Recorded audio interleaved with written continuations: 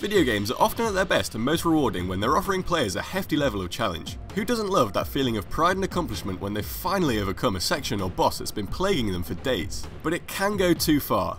Sometimes a video game will offer challenges so meaty and monumental, or just straight up broken, that the only way it can end is with you snapping your controller in two before running outside to howl at the sky at the sheer injustice of it all. As if you're in some kind of Shakespearean tragedy, which you basically are. These are those video games. GTA Vice City. Vice City is an excellent game that offers a decent but not overwhelming challenge. That is until the Demolition Man mission, which is bullshit of the highest order. And if it had a face, I'd punch it. You're tasked with flying a tiny RC helicopter around a construction site and must drop 4 bombs on 4 separate points of said construction point.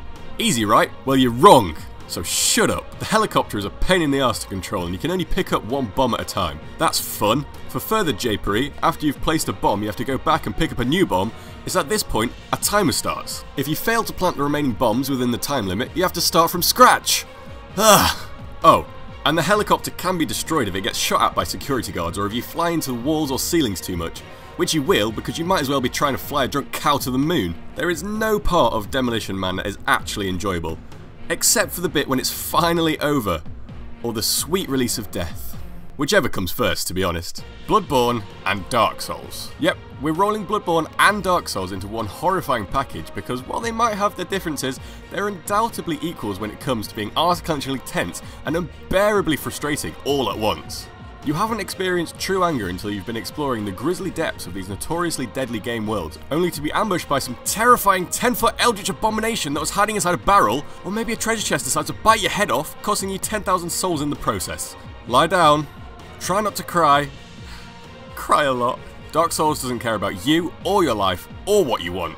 Bloodborne isn't any better. Bloodborne is Dark Souls' goth cousin that comes over to spit in your face while Dark Souls kicks you in the crotch. Don't get me wrong, I love From Software games. It's just, I also really hate From Software games. Cuphead. Cuphead is one of the nicest looking games I've ever laid eyes on.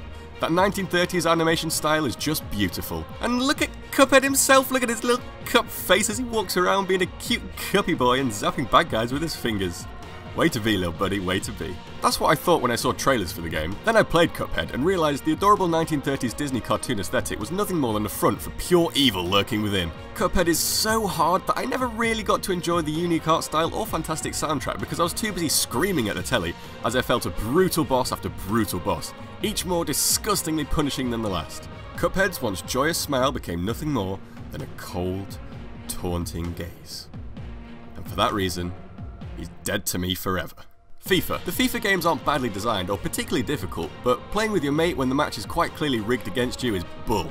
You don't know how it's rigged, but damn it, you just know it is, okay? There are a multitude of ways FIFA can make you want to ram the controller down your smug friend's throat. Maybe they insist on watching a replay of that disgusting sweaty cross they just put away in your goal for the 7th time in a row. Maybe your opponent absolutely cheeses an equaliser in the 89th minute, or maybe your mate is an absolute tosser who should never be allowed to play FIFA because they're a dirty cheating scum and you can't remember why you're even friends with them in the first place. The Lion King. Lion King the movie is a magnificent coming-of-age masterpiece from Disney that's full of laughter, tears and Mr. Bean. Lion King the game is a crock of milky scum that makes me actively glad Simba's dad fell off that cliff. Maybe if you jumped the way I wanted you to, your dad would still be alive, wouldn't he, Simba? The entire game was full of insanely challenging platforming, especially given the game was supposed to be for children. The rumour is that Disney asked the developers to make it so difficult that it couldn't be beaten over a rental period. I have no idea if that's true, but I'm still not over the level where you have to climb up a waterfall, awkwardly jumping on ridiculously tiny logs with 0 checkpoints,